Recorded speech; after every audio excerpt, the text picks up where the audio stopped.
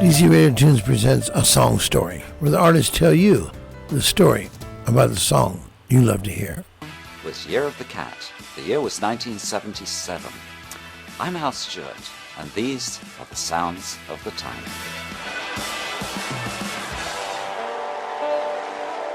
I was born at the right time, I think. Rock and roll had just happened, Elvis had just happened, and there was Jerry Lee Lewis and Fats Domino and the Everly Brothers, and I loved Dwayne Eddy. One of the reasons I picked up the guitar. By the time I was 13, I was telling people what label I'd record for. I mean, I never even considered doing anything else. But Al Stewart wasn't destined for a career in rock and roll.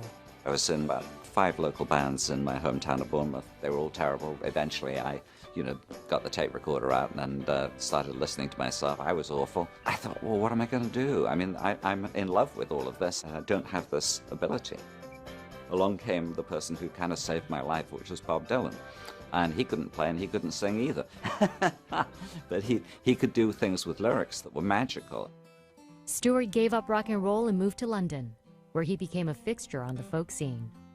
He mainly performed Bob Dylan songs, until he made a chance connection that changed his direction.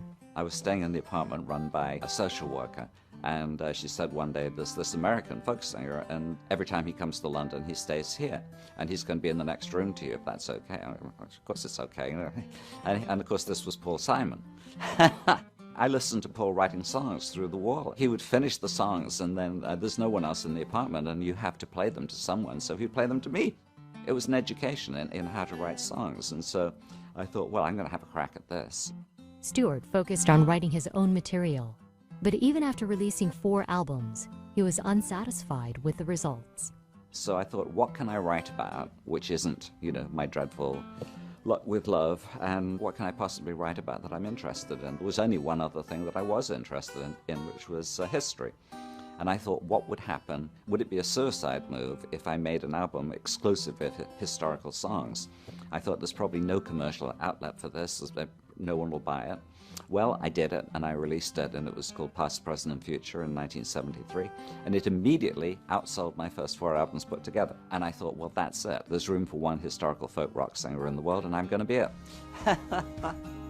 The album was a cult hit, making Stewart a favorite on college campuses, and earning him a spot opening for Linda Ronstadt on a North American tour. During that tour, our keyboard player kept playing this riff, which is the opening riff to Year of the Cat. And I was like, blung, blung, blung, blung, blung, blung. And it was really pretty. And I thought, I should write some lyrics to that when we went home from the tour.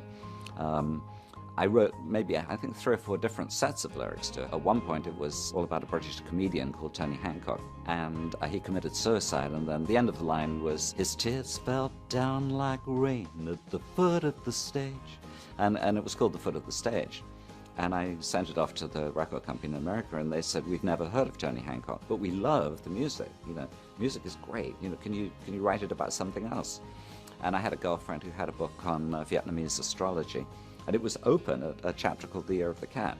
Now that, to me, looks like a song title. So the Casablanca movie comes on television, and I just started playing with it on a morning from a Bogart movie in a country where they turned back time. You go strolling through the crowd like Peter Lorre contemplating a crime.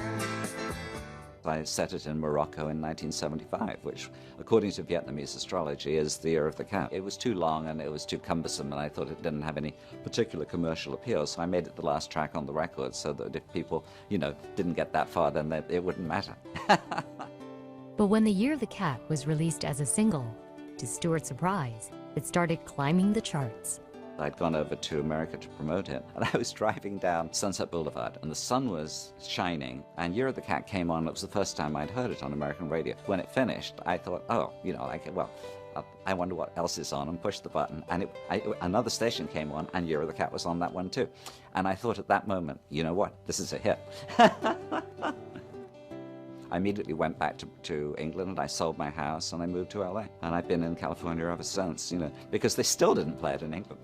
It was never a hit there. I thought, well, that's it. It's over. This is a divorce, The song hit number 8 on the Billboard Hot 100 and remains a favorite on classic rock stations to this day. It pays the bills. It's like having a rich uncle that pays the bills for you.